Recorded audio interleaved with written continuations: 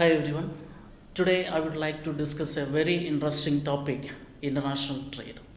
First of all, we should know the meaning of trade. Trade means the swap or the exchange of goods and services. And the trade can be classified into two, internal and international trade. Internal trade refers to trade within a country, and international trade is also known as external trade. We know that international trade began as exchange of commodities between nations, but in modern times, trade is not restricted to commodities alone. Services like banking, insurance, stockbroking, air travel are also traded. So, international trade is the exchange of goods and services among different countries of the world. And it can also be defined as buying and selling of goods and services beyond the geographical boundaries of the country.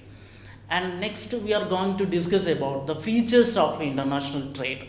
The most important features of international trade are the factors of production are not very mobile, and different currencies, heterogeneity in markets, foreign exchange rate. First one, the factors of production are not very mobile. The factors of production are mobile within a country, but between countries there are many restrictions on factor movement.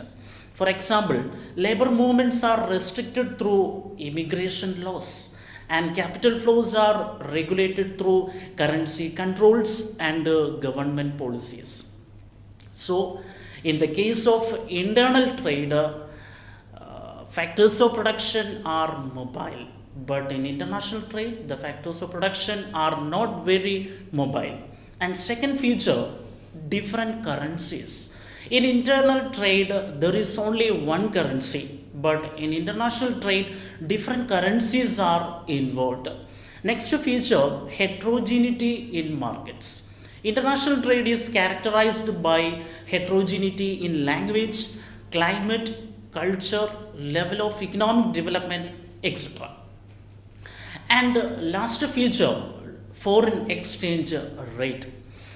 Internal trade is based on the price of the goods and services, but international trade is based on the price of currencies, that is the exchange rate. As we know, exchange rate is the number of units of domestic currency required to produce 1 unit of foreign currency. That is, for example, 1 US dollar is equal to 70.72 Indian rupee. And exchange rate shows the price of one currency in terms of another currency. So, the foreign exchange rate plays an important part in foreign trade. Next, the international trade is considered as an engine of economic growth.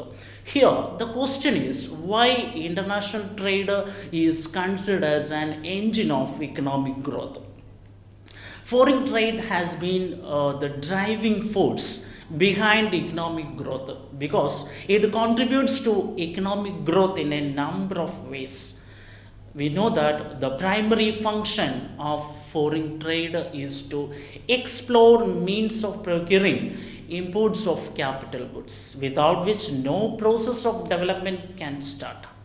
And trade provides to flow technology, which allows for increases in productivity and also results in short-term multiplier effect.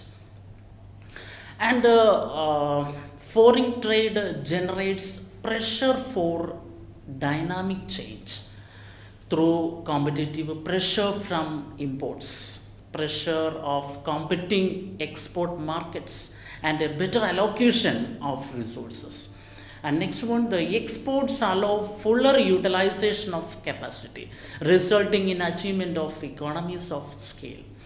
And increased openness to trade has been strongly associated with a reduction in poverty in most developing countries. As far as these points are concerned, we can say that international trade is an engine of economic growth. And next, we are going to discuss type of international trade. International trade may be free or restricted. First one, free trade.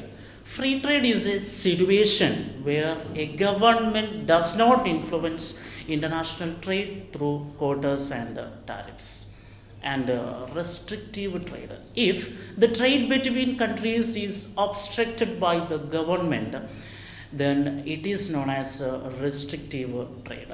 And it is a government policy of providing protection to the domestic industries from foreign competition. International trade theories has long held that some trade is better than no trade, and more trade is better than less trade, and free trade is better than restricted trade. That means free trade is considered to be fair trade because what is free must be fair. Next, components of international trade. International trade basically comprises of export, import, and interport. First one, export. Selling a country's goods and services to other countries is called export. And export causes inflow of foreign exchange. And import means buying of goods and services from other countries. And imports cause outflow of foreign exchange. And interport, it is a combination of import and export. That means buying from one country and then selling to other countries of the world. Finally, let's study about very important concepts: balance of trade and balance of payment. As far as international trade is concerned, we know that it has two dimensions: exports and imports.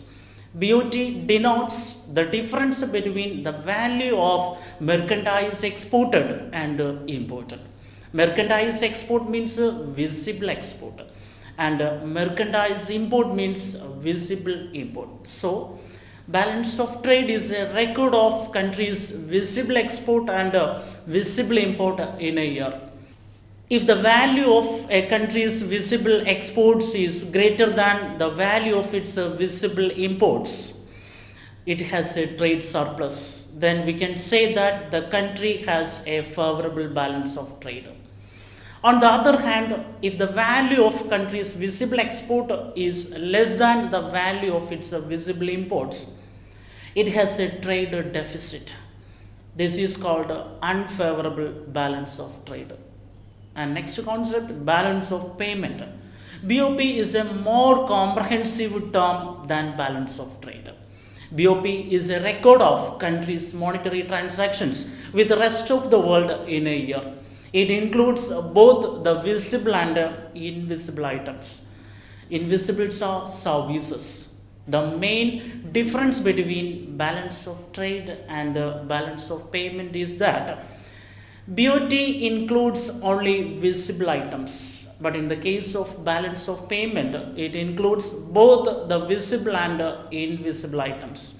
I hope I have made the concept of international trade clear to you. Happy learning, folks. Thank you.